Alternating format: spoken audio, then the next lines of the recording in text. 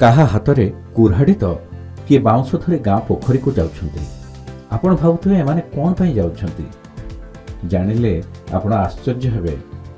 ସମସ୍ତେ ଯାଉଛନ୍ତି ଗାଁ ପୋଖରୀକୁ ସଫା କରିବା ପାଇଁ। ଏଭଳି କିଛି ଦୃଶ୍ୟ ଦେଖିବାକୁ ମିଳିଛି ବଲାଙ୍ଗୀର ଜିଲ୍ଲା ସଇଁତଳା ବ୍ଲକ ଘୁନସର ଗାଁରେ। ଗାଁ ପୋଖରୀ ଉପରେ ଗାଁ ଲୋକ ନିର୍ଭର କରନ୍ତି। ଗାଧୋଇବା ଓ ଅନ୍ୟାନ୍ୟ କାମ ଏହି ପୋଖରୀରେ ହୁଏ। ଦୀର୍ଘ ଦିନ ହେଲା ପୋଖରୀରୁ ପଙ୍କ ଉଦ୍ଧାର ହୋଇନଥିବାରୁ ପୋଖରୀଟି ସମ୍ପୂର୍ଣ୍ଣ ରୂପେ ଦଳରେ ଭର୍ତ୍ତି ହୋଇଯାଇଛି।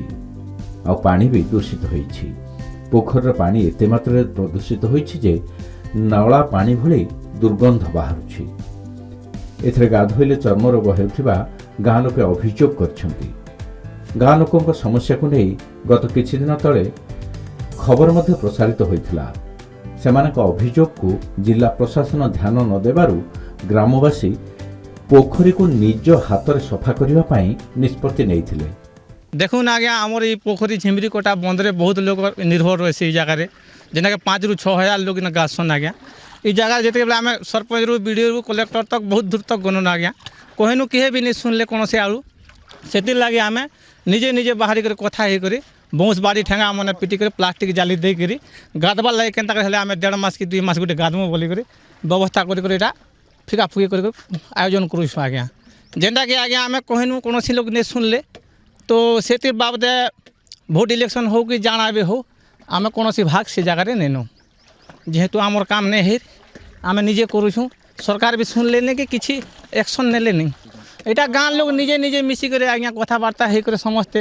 केन्दार गादमा 1.5 मास खंडे हेले गादा फदा कर मारे बाबू निजे निजे समय टिके देवे और बूँस मूसा पिटी कर जनता के महिला झगड़ा फिकमा बोल कहले जनता आज्ञा फिका फुकी करूँ जहाँ तो गादू खसु खुजरे आम समस्ते मरी जाऊँ आज्ञा पानी काण करमु आज्ञा सबके अभियोग करूँ आम पहला पंचायत आमर सरपंच के कहनु ब्लॉक के गनु बीडीओ के कहनु सब कलेक्टर तक गनु आम आमर जिलापाल के भी कहनु जान के कहले किसी नहीं कहले शुणले खाने आज्ञा से आम क्या कर आप तो देखुन आमर गाँव सब आमर जिते अच्छा पाखर जितने गाधु कम से कम 3-4 हजार ऊपर गाधुछु आज्ञा 20 ରୁ 25 वर्ष ऊपर होगा मुझे सोर नहीं पाइबार जे पंख उधार होती खाली कादो आप देखुन के सब जिते आम पार पर्यटन आम गाँव लोग मिलीमिशी कर नेट आनु बंश कुटा किणी आनु घर घर डाक गनु सब काली सन्धार फिर गनु घर घर गोटे गोटे जीव बहनु सब लोग आसीछन और से फिर आर थे सकाल आम अंधार उठा आम काम चलती के टाइम लगे कही नहीं पारूँ ऐसे ब्लीचिंग पाउडर आनी जीमु पानी तो पूरा गंधुचे आज्ञा इटा फिर सफा करा पड़वा चून आनमु ब्लीचिंग पाउडर आनमु और फिर चांदा भेदा फिर करमु फिर ब्लीचिंग पाउडर मैंने आनमु पकामु तापर गाधी पारमु तथा 1.5 मास तो खरा अच्छे आज्ञा 1.5 मास तक जो से चेष्टा करूँ आम प्रथमे गाँव में एक सभा करी निज निज भितर निष्पत्ति नेले सहयोगर हाथ बढ़ाई पांठी संग्रह कले और बाउंश ठारू आरंभ करी जाल किणिकी आनिले तापर लागिगले पोखरी सफेईरे निजे श्रम दान करी निज गाँ पोखरी को सफा करिसेंते माने सामयिक भाव में निज समस्यार निजे समाधान करिसेंते। जलाशयटी प्राय 5-6 एकर जमी होइथिबारु संपूर्ण पोखरी को गाँ लोके सफा करिबारे सक्षम होई नाहंते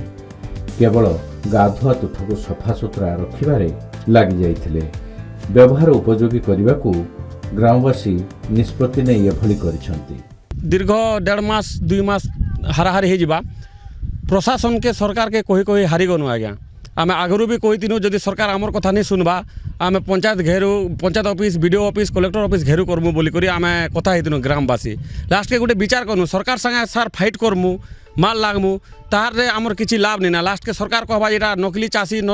गाँव वाले नौटंकी करुछन बोलबा बोले ई बाबदे आम भावनार नहीं जेते समय नष्ट आम आंदोलन करबार आमर जेन समयटा नष्ट करमु ताहारु बेसी भल हवा आम गाँव वाले एकाठी होकर 4-5टा घाट जदि सफा करदेमु और गाँव वाले केन्दारी 2 मास गाधमु बर्तमान 2 मास खरार जेन ताती होचे हेतिके 2 मास किपरि भावे गाधमु लास्ट के ग्रामवासी सब एकाठी होकर बाउंस नेट किणी करी सब आर्थिक माने आर्थिक भी दान कले और समय भी माने निजर समय दान भी कले लास्ट समस्ते एकाठी होकर बंद के सफा करूँ। घुनसर ग्राम मुख्य आकर्षण होची हमर झिमरी कोटा जेनटा आमर बंद पोखरी कहूँ ये पोखरी रे आज को 100 वर्ष ऊर्ध्व हेब गाँव आबला ब्रद बनिता 5000 ऊर्ध्व हेबे लोक निर्भर कर आसुलु ता सहित पशुपक्षी मत निर्भर कर आसुले किंतु देखलु 2 वर्ष विगत 2 वर्ष है यार दुरावस्था आउ दल भर्ती होकर जेन अवस्था है तो से लगी आम समस्ते यहाँ हूँ आमर पंचायतर मुख्य कार्यकलाप आउ जेहेतु सरपंच महोदय फेरे यार प्रति कौन दृष्टि आकर्षण नहीं करी तांको बेर आम ग्रामवासी अनेक अनेक थर अनुरोध करूँ किंतु तार प्रति कौन जहाँफल कि आज के देखुन जे लोक 2 वर्ष है नई असुविधा कर माँ माउसी समस्ते आउन आबाला वृद्ध वनिता समस्ते ये पोखरी व्यवहार पानी के व्यवहार कर वंचित रोचन से लगी आम थाकी गलु पंचायत विभाग को अनुरोध कलु प्रशासनिक ब्लॉक विभाग को अनुरोध कलु जिते से आमर कथा को दृष्टिगोचर नहीं कले कर्णपात नहीं करवार द्वारा आम ग्रामवासी समस्ते मिलमिशी करी नहीं निज कम निजे करवा भाव चिंता कलु आ समस्ते आम ये झिमरी कोटा के सफा करचु जहाँफल कि आम आमर माँ बहन आ समस्ते आवाला वृद्ध वनिता ये बड़े आम व्यवहार करवार लगी खास समस्ते आम आज आगे इच्छू ना यहाँ किसी विचित्र नुहे आपन को विचित्र लगुच यहाँ किसी विचित्र नुहे हाँ लोक मैंने जेहेतु गोटे निजर दायित्व निज हाथ को नहीं स्वागत जोग पदक्षेप किंतु जी नौ ना तापे आम कौन उत्तर दबा गोटे देखु कम्युनिटी आपड़ जिते सरकार हो जिते उन्नतशील देश हो जिते प्रगतिशील देश हो जिते प्रगतिशील सरकार हो अनलेस पीपुल टेक ओनरशिप जब लोक मैंने भाई निजे दायित्व निज उपरक ने नहीं कौन माने विधि व्यवस्था लोकंर उन्नति करें तो यही जो कथाटा आप कहले कि लोक मैंने निजे गाँव निज दल सफा कले यहाँ तो बहुत स्वागत योग्य पदक्षेप आपड़ जदि से गोटे मेसेज देवे कि अलग अन्य कम्युनिटी अन्य गाँव वाला से मैंने यहाँ फॉलो करेंगे तो बहुत भल कथा से बहुत बड़ पोखरी होता जोटा बियॉन्ड से कैपेसिटी बाहर आजिकल बहुत मेकानिज्म अच्छी देखो गोटे मनरेगा जोड़ा बीबीजी रामजी एबे से मेकानिज्म रे आपण पोखरी सफा हो पार पुणी पोखरीर पुनरुद्धार हो पार एसएफसी सीएफसी स्कीम भी अच्छी विभिन्न प्रकार स्कीम पंचायत राजर अनुष्ठान कार्यकारी होची तेणु से लिखित अभियोग जदि आमको देबे बा वीडियो को देबे ताहले वीडियो निश्चित पदक्षेप नेबे। गाँ लोके बाउंस को काटी गाधुआ तुठर पाख अंचल रे पोतिछंती एई बाउंस रे प्लास्टिक नेट लगाइछंती जेभली गाधुआ तुठ को दल पशि न आसिबो सेथिपई ए व्यवस्था तेबे पानी एते मात्रा प्रदूषित होईछि जे एहार प्रतिकार पाई गाँ लोके पोखरी रे ब्लीचिंग सहित चून मिसाइछंती ए सब देखिबा परे